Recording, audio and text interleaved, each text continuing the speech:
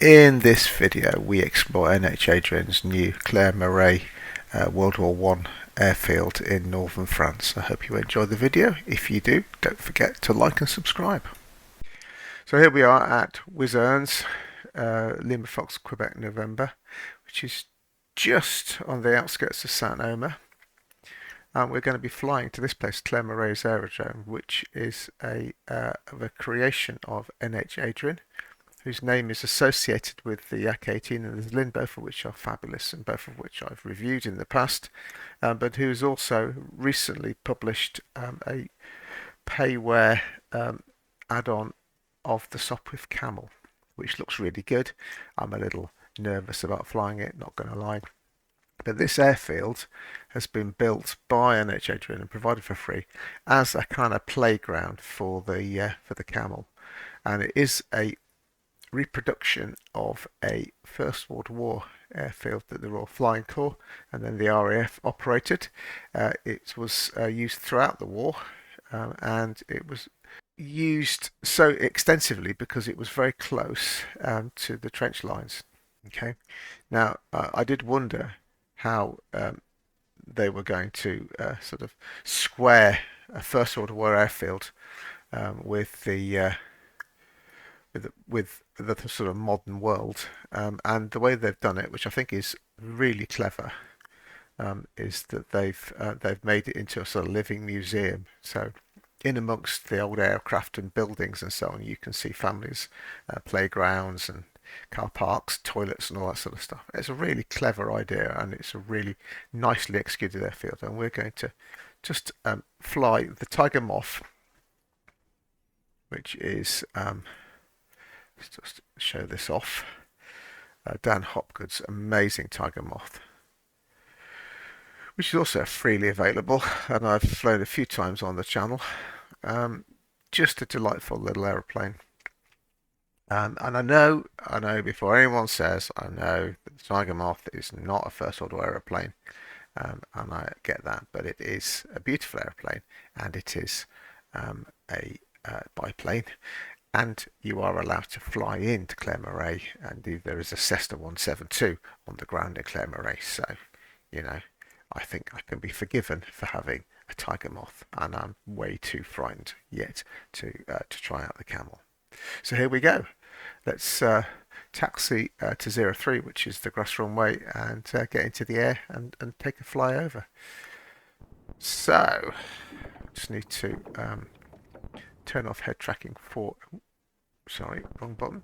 Need to turn off head tracking just for a second so that we can set the switches. So aficionados of the Tiger Moth will know, for reasons known only to the manufacturers, the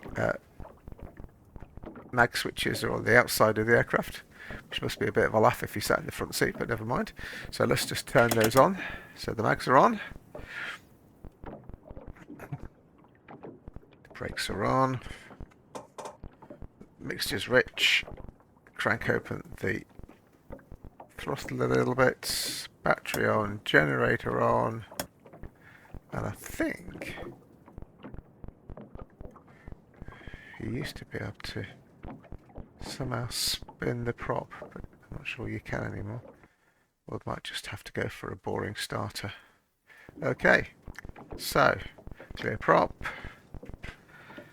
And start.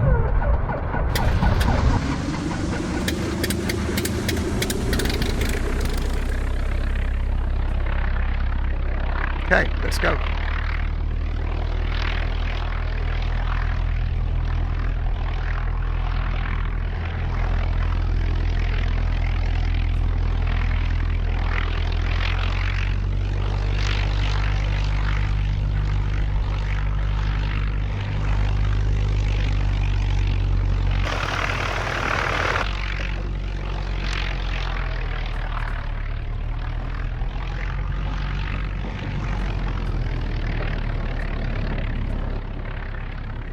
Wind behind us, so I think stick forward is in order.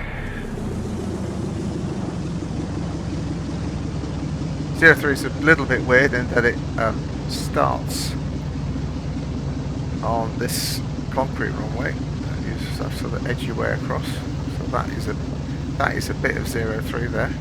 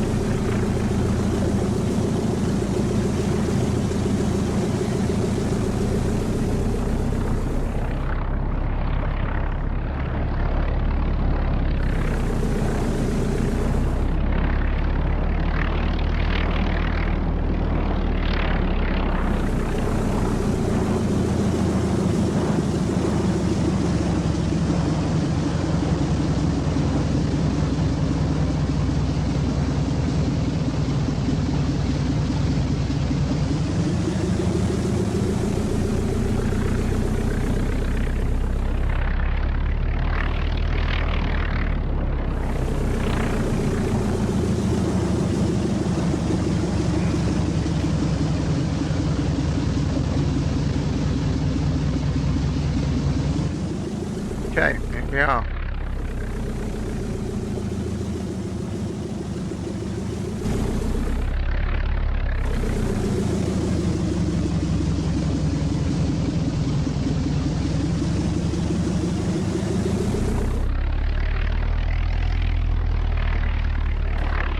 Stick back. Power on. Tension the stick.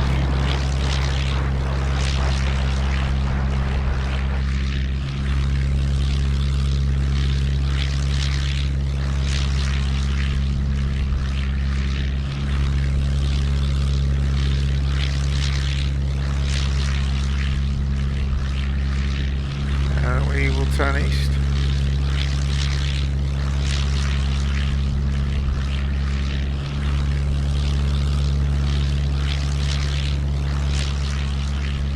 Our scenery is basically ortho photos and sim heaven. It's all global forests as well. I think it just looked really nice.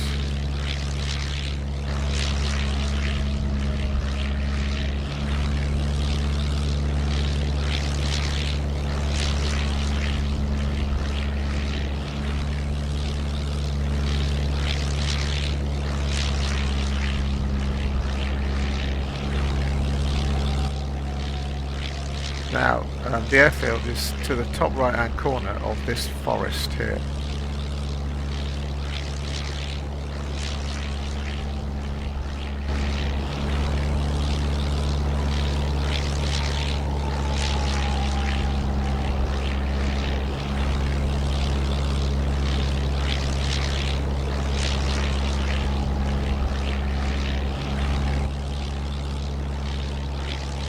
And it's more or less at sea level, interestingly.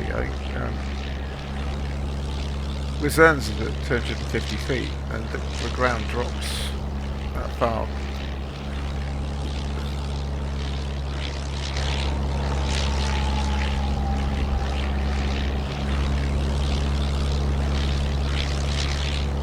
What we'll do is a low pass and then we'll brake left into a left-hand circuit. Coming to land.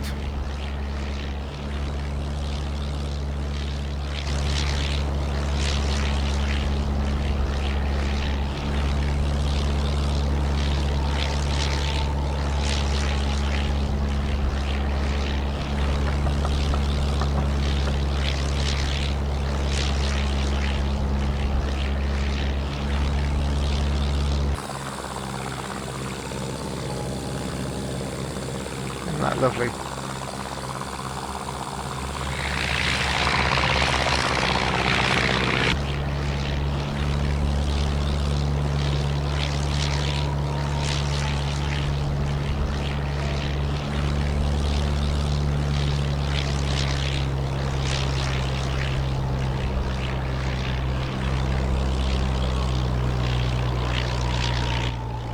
As we go over the base, we should be able to see the Union flag, and that'll tell us which way the wind's blowing.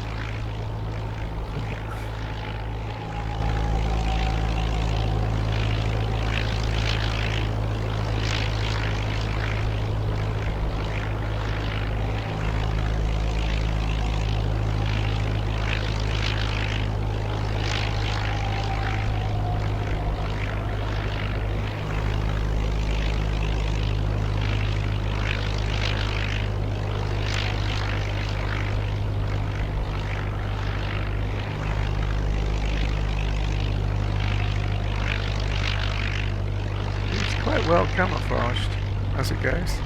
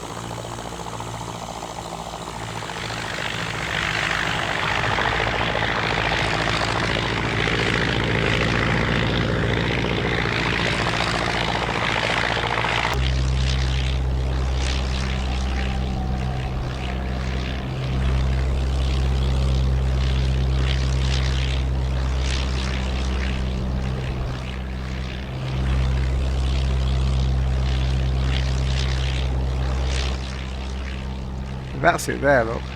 This is it.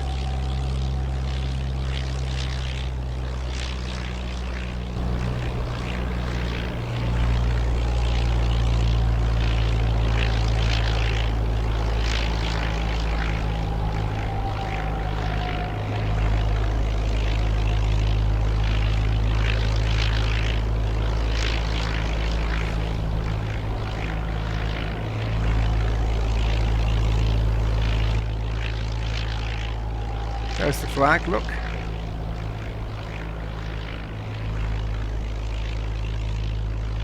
Yeah, so it's straight down the runway actually, which is good news.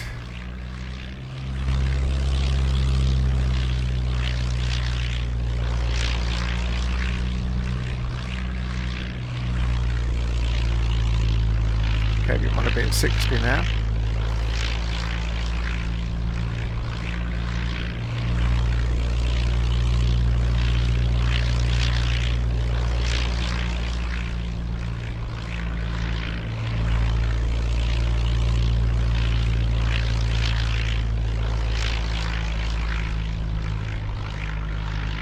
How are we doing for heights?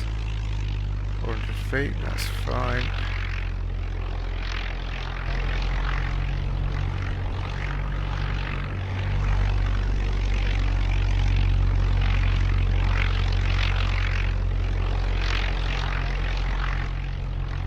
Try and actually nail the runway. You don't actually have to land on the runway.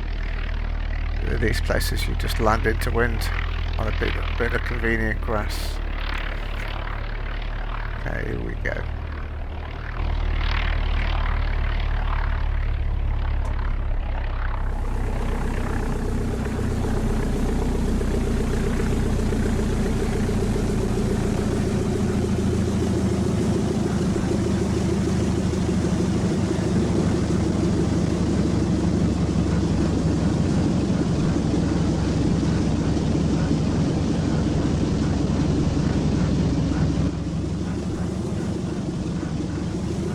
Taxi and park up by the fence, I think.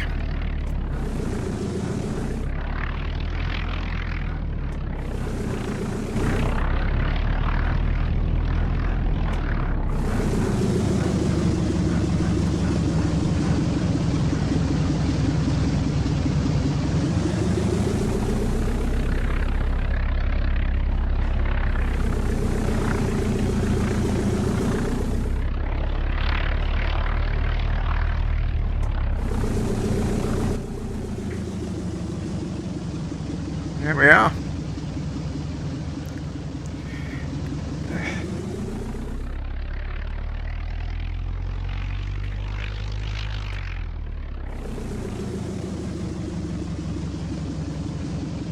Okay.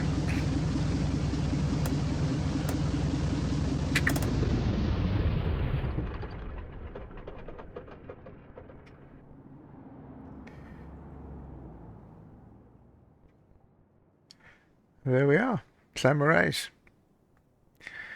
on a quiet evening.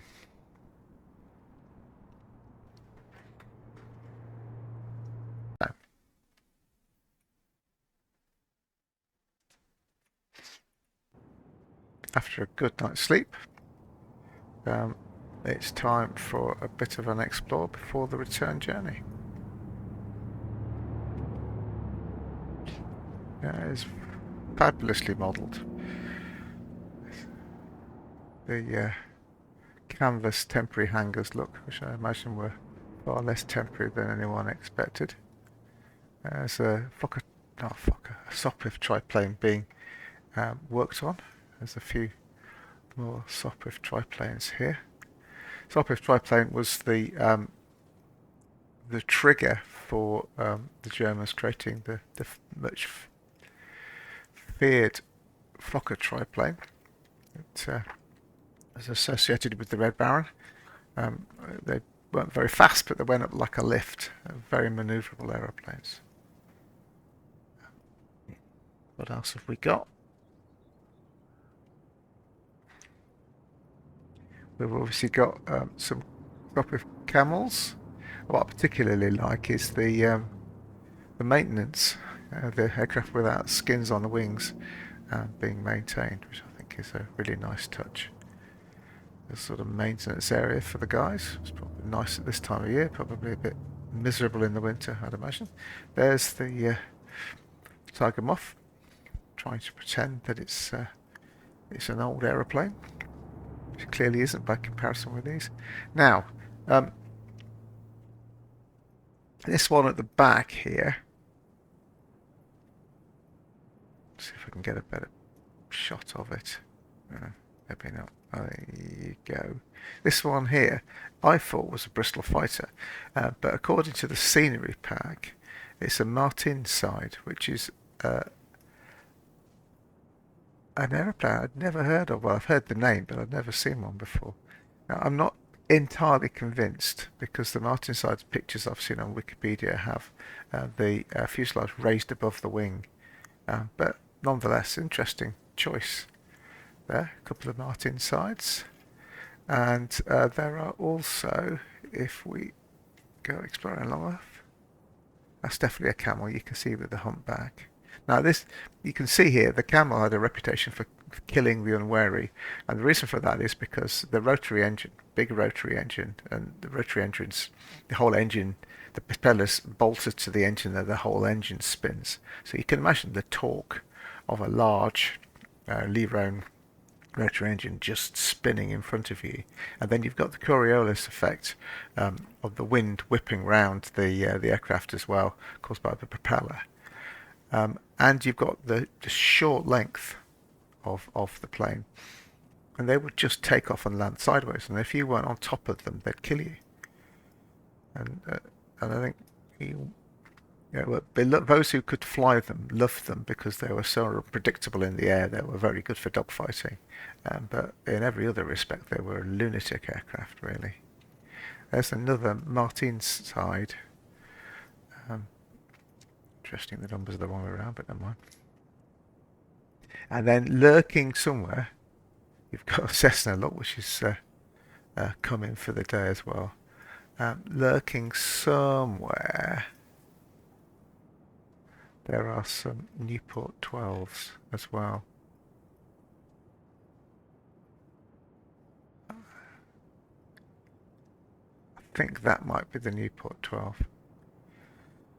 Anyway, so you can see here that there's a car park behind with modern cars in it. Obviously, there's the power lines and all of that. There's also toilets for the visitors. As what I guess was the officers' mess, and then accommodation for the people that did the maintenance and so on. And then right down this end, you've got a little playground look for families. So I think it's a really good idea. This, I think it's a lovely idea, well executed, and it is the perfect place to try out NHAdrian's camel if you've got the courage and you're not a chicken like me. Right, I think now we will fly back into the dawn. So let's get back in the plane again. Let's turn off the eye tracking and move to the right a little bit so that we can switch the switches on. I'll do it with the right, that's both switches on. There's something funny with the sound with Beta 4, I have to say. We've never had this before. And I think the aeroplane's getting shinier as well. But,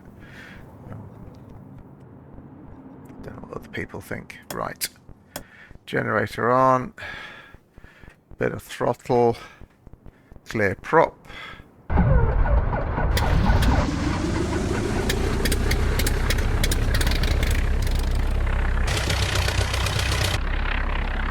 Okay.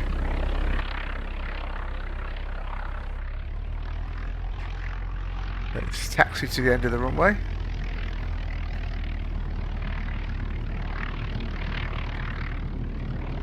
And get back to Wizernes. There is a runway marked on this, but it doesn't really matter. The thing with the First World War airfields was that you took off into the wind or landed into the wind, whichever direction the wind was blowing. The idea of the crosswind landing in one of these old aeroplanes was, I think, unimaginable. And even into the early, even into the late 40s, early 50s, you know, if you look at the layout of Heathrow, you'll see that it's got two long runways, and then there's cross-shaped taxiways between runways, and they were all runways. So the idea was that you could take off more or less into wind. I mean, it's only in relatively recent times that the horrors of crosswind landings have been inflicted upon us.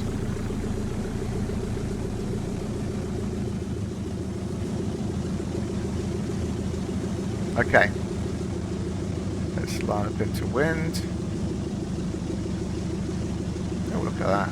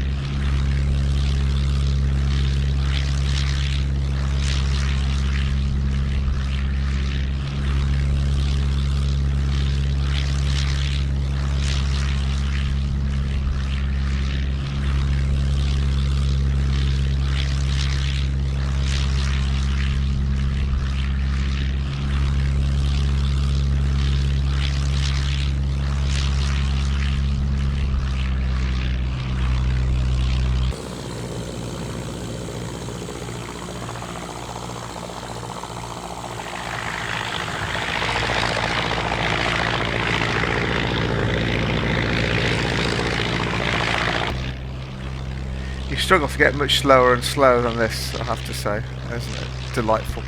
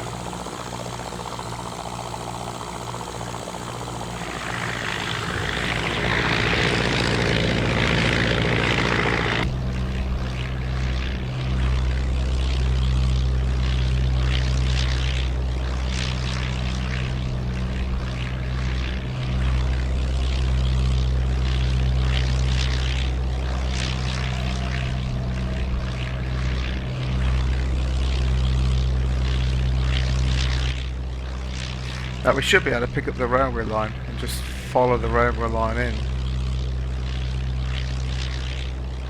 pretty much, or to certainly follow the railway line to right base for 03.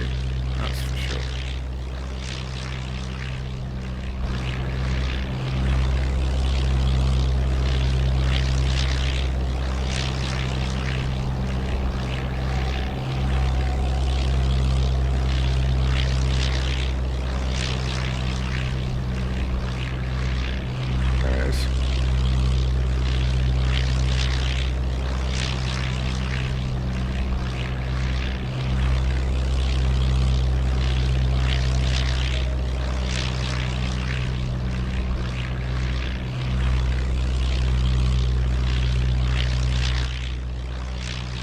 Yeah, you can see it there, look.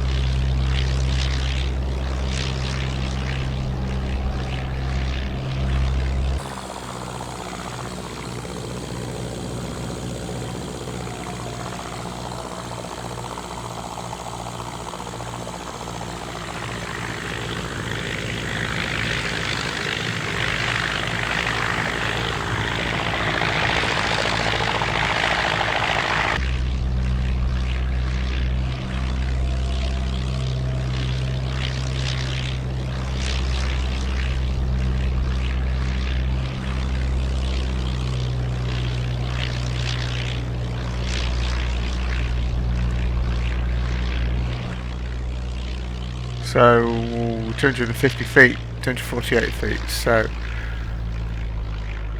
1,200 would be circuit height.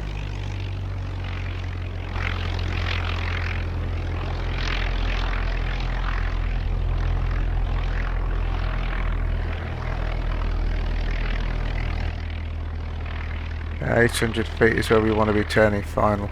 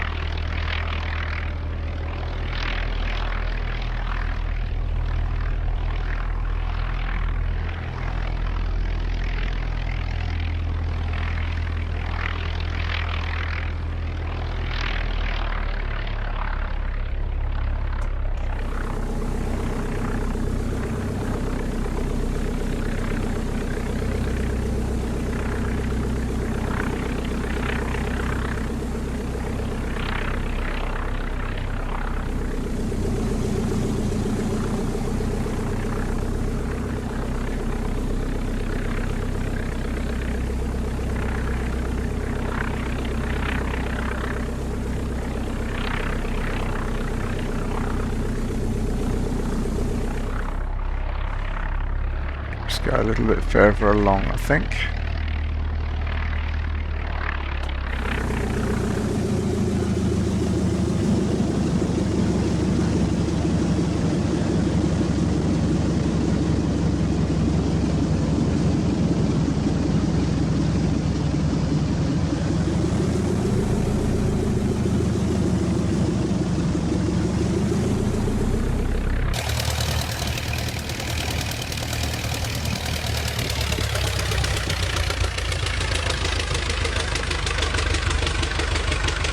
Nicely done.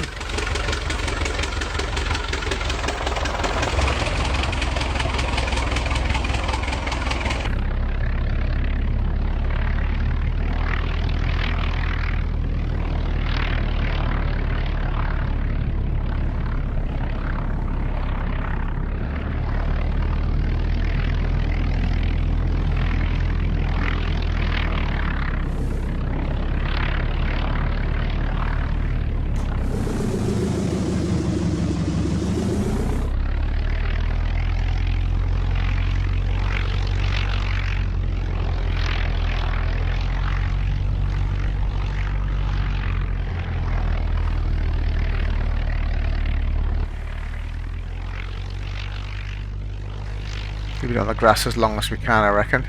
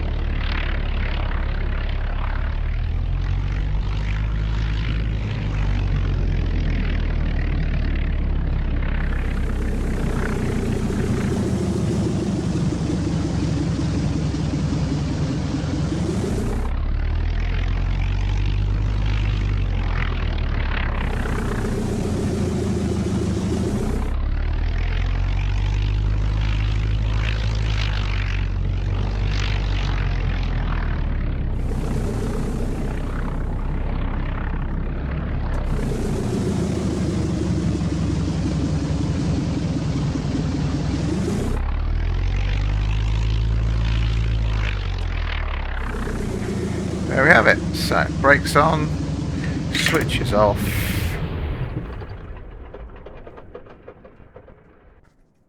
Battery off, generator off. And there we are. Back home, all tied down. So there you have it. Clairmarais World War One airfield in the fabulous Tiger Moth. Thank you for watching. Please don't forget to like and subscribe.